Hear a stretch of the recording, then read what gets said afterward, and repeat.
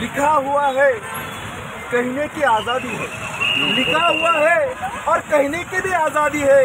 क्या in vote चोरों को चोर कहा जा सकता है? बिल्कुल कहा जा सकता है। हमारे नेता राहुल जी गांधी ने ये पूरा एविडेंस के साथ दिखाया है, सगळ्या लोकांना ते दाखवले।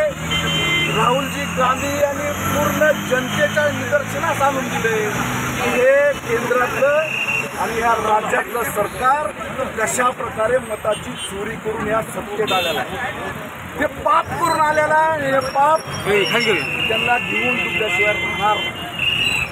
आज या चोरीच्या घटनेचा निषेध करण्यासाठी लातूर शहर जिल्हा काँग्रेस कमिटी आणि जिल्हा काँग्रेस कमिटीच्या वतीनं आज या ठिकाणी मशाल रॅली काढण्यात आली होती। या रॅलीच्या माध्यमातून आम्हाला सर्वसामान्य जनतेला हे दाखवून द्यायचं आहे की त्यांच्या मताचा अधिकारावरती डल्ला मारून हे सत्तेत बसलेले आहे। त्यामुळे या घटनेचा मी तीव्र निषेध करतो आणि दादांना विनंती करतो। त्यांनी आरोप निवडणूक आयोगावर केलाय, पोपटाला आरोप केला तर राजा, कारण या राजाचा जीव त्या पोपटामध्ये राजा तळमळ करलेला आहे। हे सगळ्या भारतानं उघड्या डोळ्यानं बघितलं।